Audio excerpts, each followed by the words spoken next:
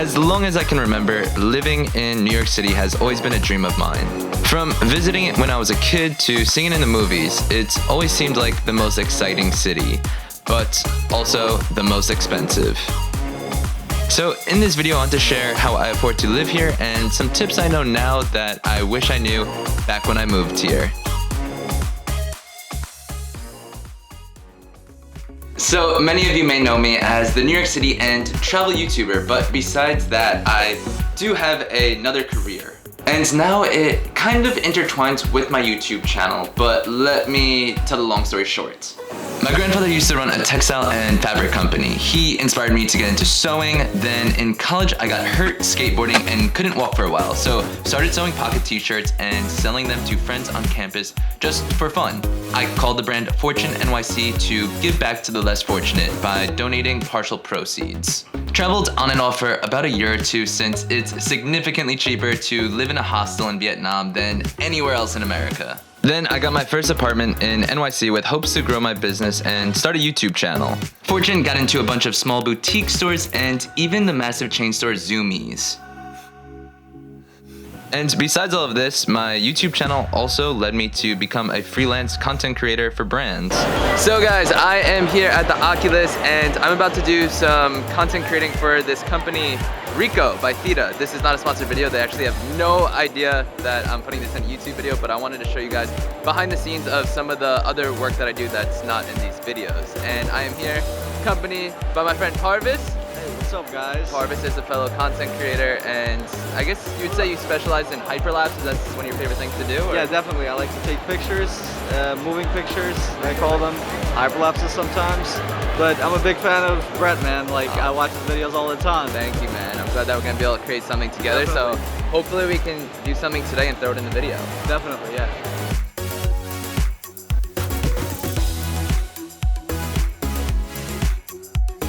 Essentially, trying to afford living in NYC is a 24/7 hustle. I've also done all of the random jobs that you could possibly think of, from being an extra in movies to even modeling. This city is just filled with opportunities of side hustles so you can afford your expensive rent. Now, after living here for a few years, I've learned a lot. If you saw my last apartment tour video, which was 2 videos ago, you know that I just moved into the same apartment that my sister's at, and you know that I have this great situation where my sister has been living here for 6 years and the landlord has yet to raise the rent here. If you're the landlord and watching this, please don't raise the rent. We appreciate it very much. And this is my 5th, maybe even 6th apartment within the past 2 years here in New York City. And the reason is, one, I travel a lot, so I don't need a fancy apartment at this point in my life. Just something livable and minimal will do the job. And the other reason is it's very difficult to get approved for a lease if you want to sign a lease here in New York City. From what I've heard, the reason why they have it so difficult to get approved is since they can't kick you out from any of the cold winter months. So I think it's from November until May, they can't evict you. So that's why they make it very strict in order for you to sign a lease on an apartment, since they can't kick you out on certain months. And the income that you must be making in order to get approved by your lease is making 40 times your rent. So if I wanted to get a studio apartment, which averages about $3,000 per month, that means I'd have to be making $120,000 a year to get approved for that apartment. Or what you also can do is pay upfront for the year in cash. So I'd have to pay $36,000 upfront so I can live in the apartment. And yeah, that does not sound like much fun.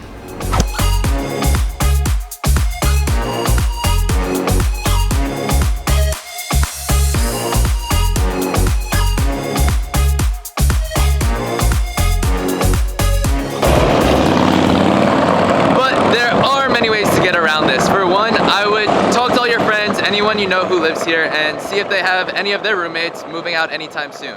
If you don't know anyone here, then there's also the Gypsy Facebook group, which is great to meet people here. I also know that there are apps like Roomie, which are efficient ways on how to find roommates. Or when I first moved here, I moved right here in Chinatown. And I actually found this place off of Craigslist. Now that may seem a little bit sketchy to try and find an apartment off Craigslist, and it was, but it actually worked out very smoothly.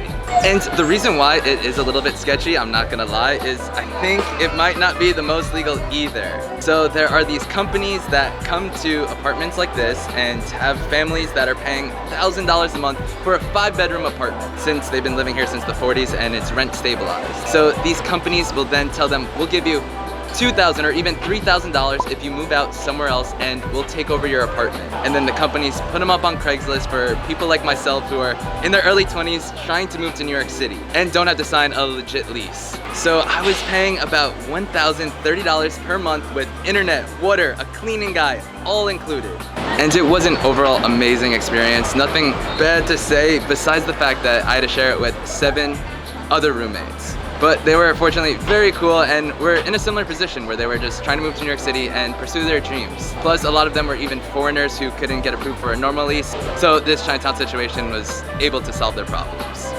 It really was a decent apartment, especially for the price.